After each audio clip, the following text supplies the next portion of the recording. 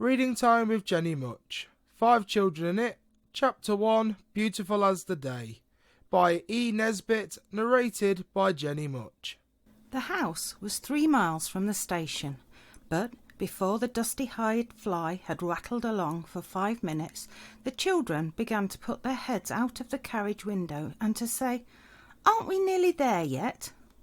And every time they passed a house, which was not very often, they all said, "Oh, is this it?" But it never was, till they reached the very top of the hill, just past the chalk quarry, and before you come to the gravel pit. And then there was a little white house, with green garden and an orchard beyond, and Mother said, "Here we are." "How white the house is," said Robert. "And look at the roses," said Anthea. "And the plums," said Jane. "It's rather decent," Cyril admitted. The baby said, "Wanty go walkie," and the fly stopped with a last rattle and jolt. Everyone got to its legs, kicked, or its feet trodden on the very scramble to get out of the carriage, and that very minute. But no one seemed to mind. Mother, curiously enough, was in no hurry to get out, and even when she had come down slowly and by the step, and with no jump at all, she seemed to wish to see the boxes carried in, and even to pay the driver, instead of joining in that first glorious rush round the garden and the orchard and the thorny, thistly, briary, bramble wilderness beyond the broken gate, and the dry fountain at the side of the house. But the children were wiser, for once. It was not really a pretty house at all. It was quite ordinary, and Mother thought it was rather inconvenient, and was quite annoyed at there being no shelves to speak of, and hardly a cupboard in the place. Father used to say that the ironwork on the roof and coping was like an architect's nightmare. But the house was deep in the country, with no other houses in sight, and the children had been in London for 2 years, without so much as once going to the seaside, even for a day by an excursion train, and so the white house seemed to them a sort of fairy palace, set down in an earthy paradise. For London is like a prison for children, especially if their relations are not rich. Of course there are shops and the theatres, and masculine and cooks and things, but if your people are rather poor, you don't get taken to the theatres, and you can't buy things out of the shops. And London has none of those nice things that children may play with without hurting the things or themselves, such as trees and sand and woods and waters. And nearly everything in London is the wrong sort of shape, all straight lines and flat streets, instead of being all sorts of odd shapes like things are in the country. Trees are all different, as you know, and I'm sure some tiresome person must have told you that there are no 2 blades of grass exactly alike. But in streets, where the blades of grass don't grow, everything is like everything else. This is why so many children who live in towns are so extremely naughty. They do not know what is the matter with them, and no more do their fathers and mothers, aunts, uncles, cousins, tutors, governesses and nurses. But I know, and so do you now. Children in the country are naughty sometimes too, but that's for quite a different reason. The children had explored the gardens and the outhouses thoroughly before they were caught and cleaned for tea, and they saw quite well that they were certain to be happy at the White House. They thought so from the very first moment, but when they found the back of the house covered with jasmine and in white flower, and smelling like a bottle of the most expensive scent that is ever given for a birthday present, and when they had seen the lawn all green and smooth and quite different from the brown grass in the gardens at Camden Town, and when they had found the stable with a loft over it and some old hay still left, they were almost certain. And when Robert had found the broken swing and tumbled out of it and got a lump on his head the size of an egg, and Cyril had nipped his finger in the door of a hutch that seemed made to keep rabbits in, if you ever had any, They had no longer any doubts whatsoever. The best part of all was that there were no rules about going to places and not doing things. In London, almost everything is labelled. You mustn't touch, and though the label is invisible, it's just as bad, because you know it's there, or if you don't, you jolly soon get told. The White House was on the edge of a hill, with a wood behind it, and the chalk quarry on one side and the gravel pit on the other. Down at the bottom of the hill was a level plain, with a queer-shaped white buildings where people burnt lime, and a big red brewery and other houses. And when the big chimneys were smoking and the sun was setting, the valley looked as if it was filled with golden mist, and the lime kilns and oat houses glimmered and glittered till they were like an enchanted city out of the Arabian Nights. Now, I have begun to tell you about the place. I feel that I could go on and make this into a most interesting story about all the ordinary things that the children did, just the kind of things you do yourself, you know, and you would believe every word of it.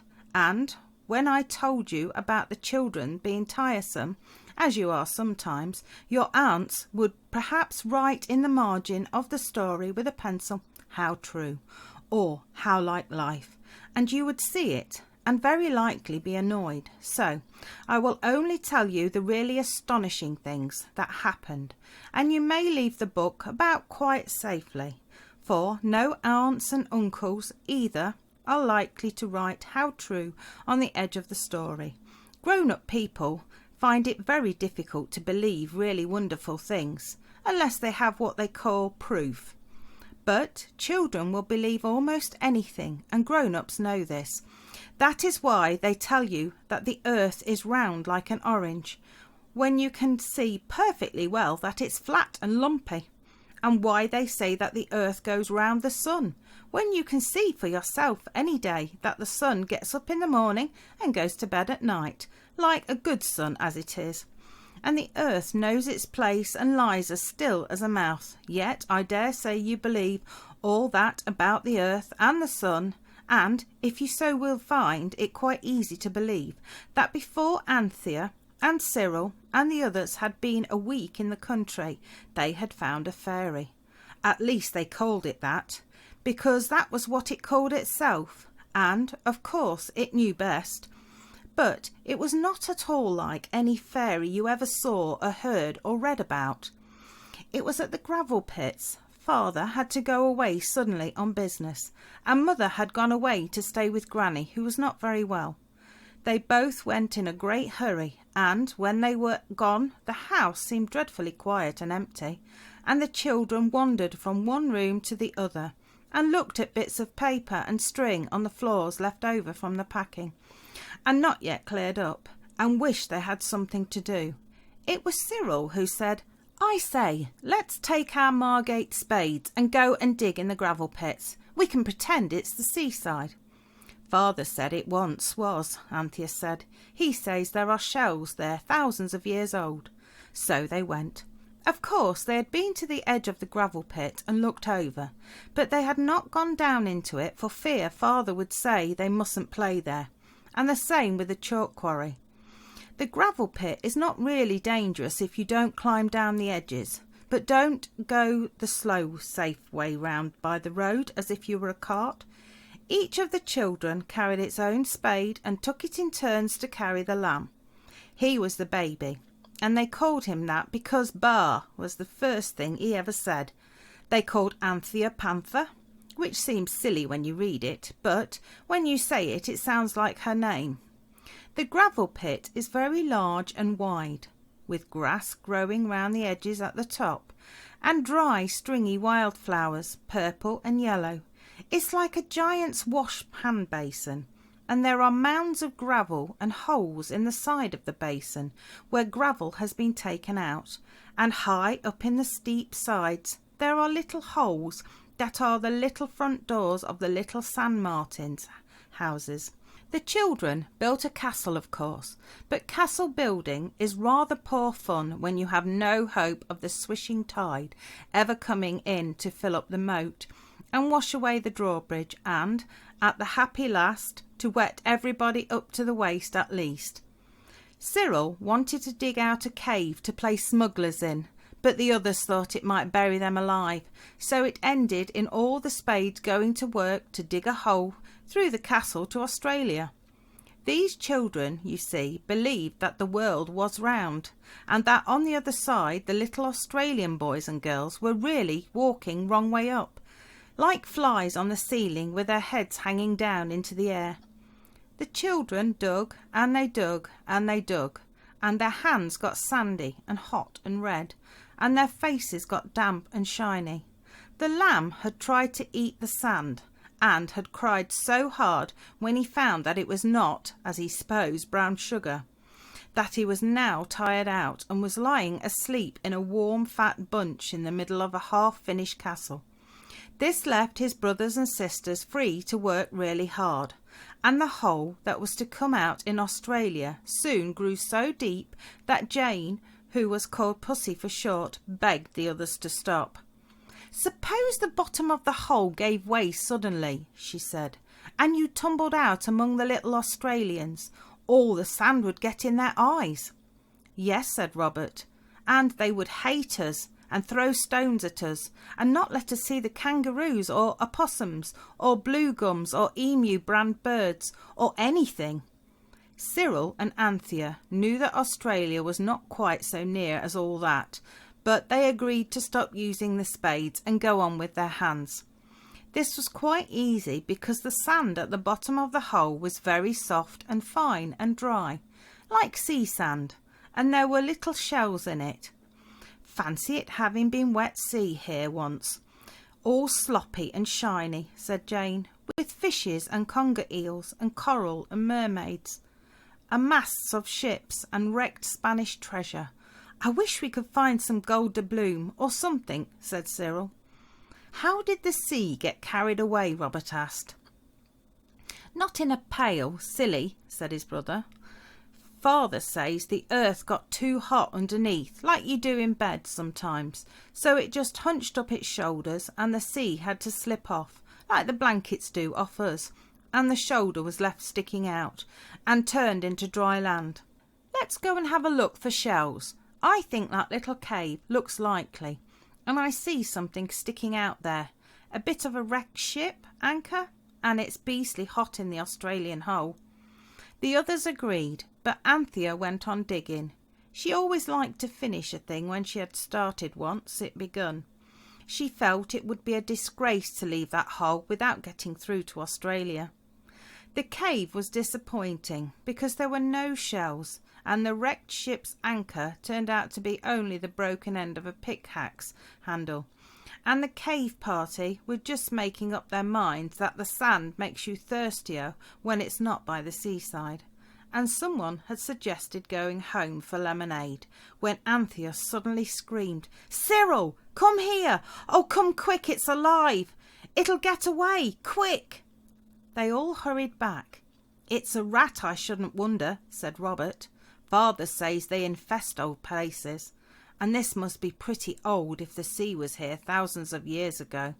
"Perhaps it's a snake," said Jane, shuddering. "Let's look," said Cyril, jumping into the hole. "I'm not afraid of snakes. I like them.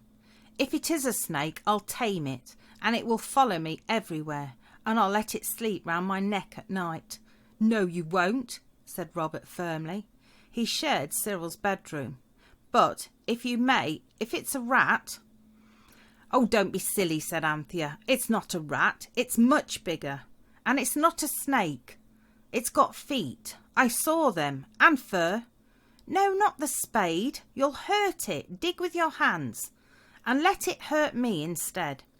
"That's so likely, isn't it?" said Cyril, seizing a spade. "Oh, don't," said Anthea. "Squirrel, don't. It sounds silly, but it said something. It really and truly did." "What?" "It said, 'You let me alone.'" But Cyril merely observed that his sister must have gone off her nut, and he and Robert dug with spades while Anthea sat on the edge of the hole, jumping up and down with hotness and anxiety. They dug carefully, and presently everyone could see that there really was something moving in the bottom of the Australian hole. Then Anthea cried out, "I'm not afraid, let me dig," and fell on her knees and began to scratch like a dog does when he has suddenly remembered where it was that he buried his bone. "Oh, I felt fur," she cried, half laughing and half crying. "I did indeed, I did," when suddenly a dry husky voice and the sand made them all jump back, and their hearts jumped nearly as fast as they did. "Let me alone," it said, and now everyone heard the voice and looked at the others to see if they had too. "But we want to see you," said Robert bravely. "I wish you'd come out," said Anthea, also taking courage.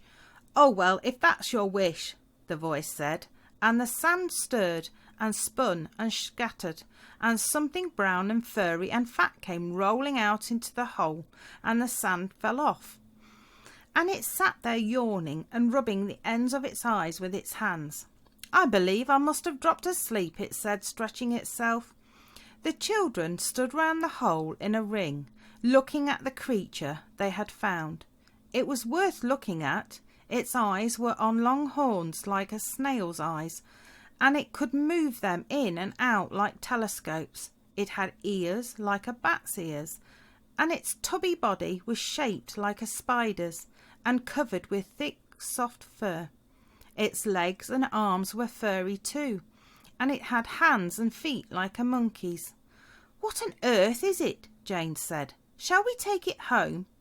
The thing turned its long eyes to look at her and said, "Does she always talk nonsense, or is it only the rubbish on her head that makes her silly?"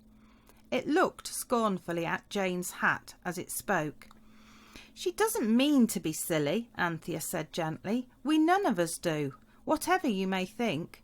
Don't be frightened. We don't want to hurt you, you know." "Hurt me?" it said. "Me frightened? Upon my word. Why, you talk as if I were nobody in particular." All its fur stood out like a cat's when it's going to fight. "Well," said Anthea, still kindly, "perhaps if we knew who you are in particular, we could think of something to say that wouldn't make you cross. Everything we've said so far seems to have. Who are you? And don't get angry, because really we don't know." "You don't know?" it said. "Well, I knew the world had changed, but well, really. Do you mean to tell me seriously you don't know a Psammead when you see one?" "A Psammead? That's Greek to me." "So it is to everyone," said the creature sharply. "Well, in plain English then, a sand fairy. Don't you know a sand fairy when you see one?" It looked so grieved and hurt that Jane hastened to say, "Of course, I see who you are now. It's quite plain now one comes to look at you."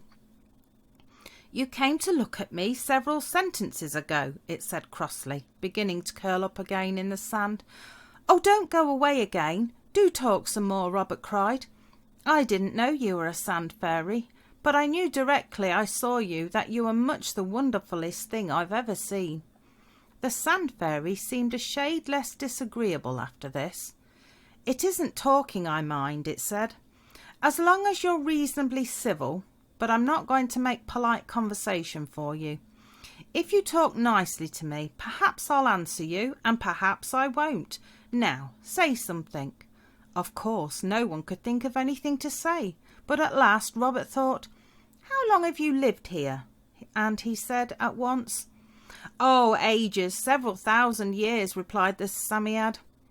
"Tell us all about it, do." "It's all in books." "You aren't?" Jane said. "Oh, tell us everything you can about yourself. We don't know anything about you, and you are so nice." The sand fairy smoothed its long rat-like whiskers and smiled between them. "Do please tell," said the children all together. "It's wonderful how quickly you get used to things, even the most astonishing." 5 minutes before the children had had no more idea than you would that there was such a thing as a sand fairy in the world, and now they were talking to it as though they had known it all their lives. It drew its eyes in and said, "How very sunny it is, quite like old times.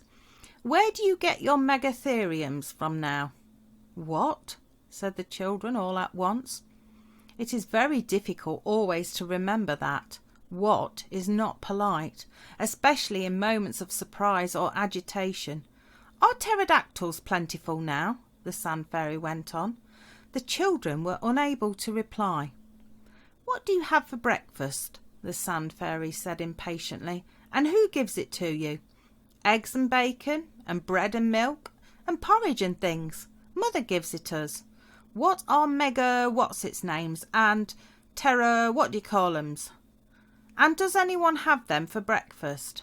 "Why, almost everyone had a pterodactyl for breakfast in my time. Pterodactyls were something like crocodiles and something like birds. I believe they were very good grilled. You see, it was like this. Of course there were heaps of sand fairies then, and in the morning early you went out and hunted for them, and when you found one it gave you your wish. People used to send their little boys down to the seashore early in the morning before breakfast to get their day's wishes, and very often the eldest boy in the family would be told to wish for a megatherium, ready jointed for cooking. It was as big as an elephant, you see, so there was a good deal of meat on it. And if they wanted fish, the ichthyosaurus was asked for. He was 20 to 40 feet long, so there was plenty of him. And for the poultry, there was the plesiosaurus. There were nice pickings on that too. Then the other children could wish for other things. But when people had dinner parties, it was nearly always the megatheriums and ichthyosaurus, because his fins were a great delicacy and his tail made soup. "There must have been heaps and heaps of cold meat left over," said Anthea, who meant to be a good housekeeper some day. "Oh no," said the Psammead. "That would never have done. Why, of course, at sunset what was left over turned into stone. You find the stone bones of the megatherium and things all over the place, even now they tell me." "Who tell you?" asked Cyril. But the Sand Fairy frowned and began to dig very fast with its furry hands. "Oh, don't go!" they all cried. "Tell us more about it." When it was megatheriums for breakfast. Was the world like this then? It stopped digging. "Not a bit," it said. "It was nearly all sand where I lived, and coral grew on trees, and the periwinkles were as big as tea trays. You find them now? They turned into stone. We sand fairies used to live on the seashore, and the children used to come with their little flint spades and flint pails and make castles for us to live in. That's thousands of years ago, but I hear that children still build castles on the sand. It's difficult to break yourself of a habit." "But why did you stop living in the castles?" asked Robert. "It's a sad story," said the Psammead gloomily.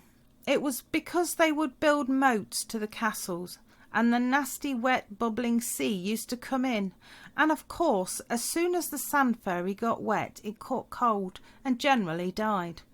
And so there got to be fewer and fewer, and whenever you found a fairy and had a wish, you used to wish for a megatherium and eat twice as much as you wanted, because it might be weeks before you got another wish." "And did you get wet?" Robert inquired. The Sand Fairy shuddered. "Only once," it said, "the end of the 12th hair on the top left whisker. I feel the place still in damp weather.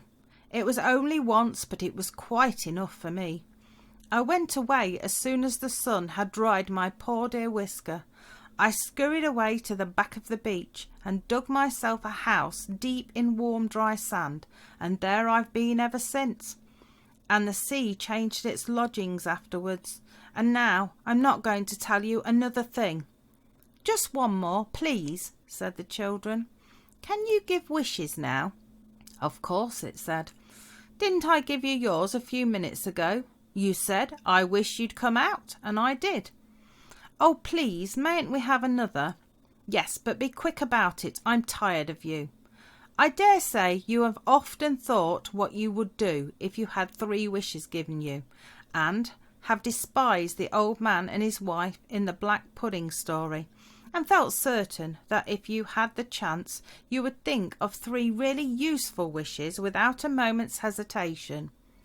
These children had often talked this matter over, but now the chance had suddenly come to them, they couldn't make up their minds. "Quick," said the Sand Fairy crossly. No one could think of anything. Only Anthea did manage to remember a private wish of her own, and Jane which they had never told the boys. She knew the boys would not care about it, but still it was better than nothing. "I wish we were all as beautiful as the day," she said in a great hurry. The children looked at each other, but each could see that the others were not any better looking than usual. The Psammead pushed out its long eyes and seemed to be holding its breath and swelling itself out till it was twice as fat and furry as before. Suddenly it let its breath go in a long sigh. "I'm really afraid I can't manage it," it said apologetically. "I must be out of practice." The children were horribly disappointed. "Oh, do try again," they said. "Well," said the Sand Fairy, "the fact is, I was keeping back a little strength to give the rest of you your wishes with. If you'll be content with 1 wish a day amongst the lot of you, I dare say I can screw myself up to it. Do you agree to that?" "Yes, oh yes," said Jane and Anthea. The boys nodded. They did not believe the Sand Fairy could do it. You can always make the girls believe things much easier than you can boys. It stretched out its eyes farther than ever, and swelled and swelled and swelled. "I do hope it won't hurt itself," said Anthea. "Or crack its skin," Robert said anxiously. Everyone was very much relieved when the Sand Fairy, after getting so big that it almost filled up the hole in the sand, suddenly let out its breath and went back to its proper size. "That's all right," it said, panting heavily. "It'll come easier tomorrow." "Did it hurt much?" asked Anthea. "Only my poor whisker, thank you," he said. "But you're kind and thoughtful, child. Good day." It scratched suddenly and fiercely with its hands and feet and disappeared in the sand. Then the children looked at each other, and each child suddenly found itself alone with 3 perfect strangers, all radiantly beautiful. They stood for some moments in perfect silence. Each thought that its brothers and sisters had wandered off, and that these strange children had stolen up unnoticed while it was watching the swelling form of the Sand Fairy. Anthea spoke first. "Excuse me," she said very politely to Jane, who now had enormous blue eyes and a cloud of russet hair. "But have you seen 2 little boys and a little girl anywhere about?" "I was just going to ask you that," said Jane, and then Cyril cried, "Why, it's you! I know the hole in your pinafore. You are Jane, aren't you? And you are Panther. I can see your dirty handkerchief that you forgot to change after you cut your thumb. Crikey, the wish has come off after all. I say, am I as handsome as you are?" "If you're Cyril, I liked you much better as you were before," said Anthea decidedly. "You look like the picture of the young chorister with your golden hair. You'll die young, I shouldn't wonder. And if that's Robert, he's like an Italian orange grinder. His hair's all black." "You 2 girls are like Christmas cards then, that's all." "Silly Christmas cards," said Robert angrily, "and Jane's hair is simply carrots." It was indeed of that Venetian tint so much admired by artists. "Well, it's no use finding fault with each other," said Anthea. "Let's get the lamb and lug it home to dinner. The servants will admire us most awfully, you'll see." Baby was just waking when they got to him, and no one of the children but was relieved to find that he at least was not as beautiful as the day, but just the same as usual. "I suppose he's too young to have wishes naturally," said Jane. "We shall have to mention him specially next time." Anthea ran forward and held out her arms. "Come to own Panthea, ducky," she said. The baby looked at her disapprovingly and put a sandy pink thumb in its mouth. Anthea was his favourite sister. "Come then," she said. "Go way long," said the baby. "Come to own, pussy," said Jane. "Wants my panty," said the lamb dismally, and his lip trembled. "Here, come on, Vetarian," said Robert. "Come and have a yiddy on Yobby's back." "You narky, narky boy," howled the baby, giving away altogether. Then the children knew the worst. The baby did not know them. They looked at each other in despair, and it was terrible to each, in the dire emergency, to meet only the beautiful eyes of perfect strangers, instead of the merry, friendly, commonplace, twinkling, jolly little eyes of its brothers and sisters. "This is most truly awful," said Cyril, when he had tried to lift up the lamb, and the lamb had scratched like a cat and bellowed like a bull. "We've got to make friends with him. I can't carry him home screaming like that. Fancy having to make friends with our own baby. It's too silly." That, however, was exactly what they had to do. It took over an hour, and the task was not rendered any easier by the fact that the lamb was by this time as hungry as a lion and as thirsty as a dessert. At last he consented to allow these strangers to carry him home by turn. But as he refused to hold on to such new acquaintances, he was dead weight and most exhausting. "Thank goodness we're home," said Jane, staggering through the iron gate to where Martha, the nursemaid, stood at the front door, shading her eyes with her hand and looking out anxiously. "Here, do take the baby." Martha snatched the baby from her arms. "Thanks be, he's safe back," she said. "Where are the others, and who, to goodness gracious, are all of you?" "We're us, of course," said Robert. "And who's us when you're at home?" asked Martha scornfully. "I tell you it's us. Only we're beautiful as the day," said Cyril. "I'm Cyril, and these are the others, and we're jolly hungry. Let us in, and don't be silly, idiot." Martha merely dratted Cyril's impudence and tried to shut the door in his face. "I know we look different, but I'm Anthea, and we're so tired, and it's long past dinner time." "Then go home to your dinners, whoever you are. And if our children put you up to play acting, you can tell them from me they'll catch it, so they know what to expect." With that she banged the door shut. Cyril rang the bell violently. No answer. Presently cook put her head out of the bedroom window and said, "If you don't take yourselves off, and that precious sharp, I'll go and fetch the police," and she slammed down the window. "It's no good," said Anthea. "Oh, do come away before we get sent to prison. The boys said it was nonsense, and the law of England couldn't put you in prison for just being as beautiful as the day. But all the same they followed the others out into the lane." "We shall be our proper selves after sunset, I suppose," said Jane.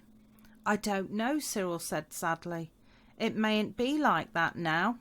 Things have changed a good deal since the Megatherium times." "Oh," cried Anthea suddenly, "perhaps we shall turn into stone at sunset, like the Megatheriums did, so that there mayn't be any of us left for the next day." She began to cry. So did Jane. Even the boys turned pale. No one had the heart to say anything. It was a horrible afternoon. There was no house near where the children could beg a crust of bread or even a glass of water. They were afraid to go to the village because they had seen Martha go down there with a basket, and there was a local constable. True, they were all as beautiful as the day, but that is poor comfort when you are hungry as a hunter and as thirsty as a sponge. 3 times they tried in vain to get the servants in the White House to let them in and listen to their tale, and then Robert went alone, hoping to be able to climb in at one of the back windows and so open the door to the others. But all the windows were out of reach, and Martha emptied a toilet jug of cold water over him from the top window and said, "Go along with you, you nasty little Italian monkey." It came at last to their sitting down in a row under the hedge, with their feet in a dry ditch, waiting for the sunset, and wondering whether, when the sun did set, they would turn into stone, or only into their old natural selves. And each of them still felt lonely and among strangers, and tried not to look at the others, for though their voices were their own, their faces were so radiantly beautiful as to be quite irritating to look at. "I don't believe we shall turn into stone," said Robert, breaking a long miserable silence, "because the Sand Fairy said he'd give us another wish tomorrow, and he couldn't if we were stone, could he?" The others said no, but they weren't at all comforted. Another silence, long and more miserable, was broken by Cyril's suddenly saying, "I don't want to frighten you girls, but I believe it's beginning with me already. My foot is quite dead. I'm turning to stone, I know I am, and so will you in a minute." "Never mind," said Robert kindly. "Perhaps you'll be only stone one, and the rest of us will be all right, and we'll cherish your statue and hang garlands on it." But when it turned out that Cyril's foot had only gone to sleep through his sitting too long with it under him, and when it came to life in an agony of pins and needles, the others were quite cross. "Giving us such a fright for nothing," said Anthea. The third and miserablest silence of all was broken by Jane. She said, "If we do come out of all this right, we'll ask the Psammead to make it so that the servants don't notice anything different no matter what wishes we have." The others only grunted. They were too wretched even to make good resolutions. At last hunger and fright and crossness and tiredness, 4 very nasty things, all joined together to bring one nice thing, and that was sleep. The children lay asleep in a row, with their beautiful eyes shut and their beautiful mouths open. Anthea woke first. The sun had set and the twilight was coming on.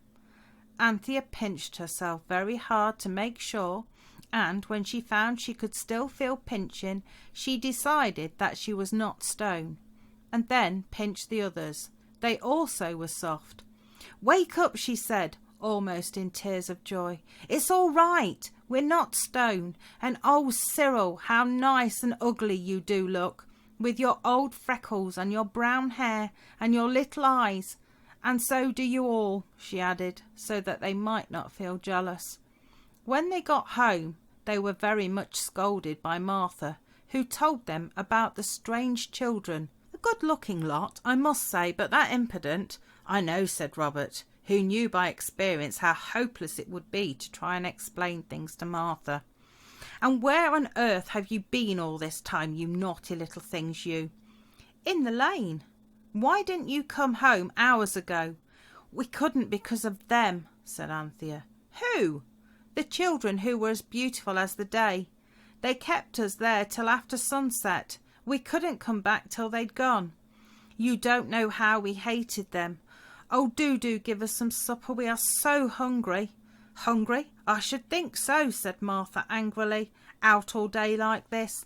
Well, I hope it'll be a lesson to you not to go picking up with strange children down here after measles, as likely as not.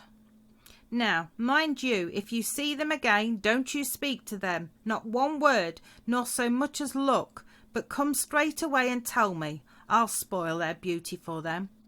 "If we ever do see them again, we'll tell you," Anthea said, and Robert, fixing his eyes fondly on the cold beef that was being brought in on a tray by cook, added in heartfelt undertones, "And we'll take jolly good care we never do see them again," and they never have.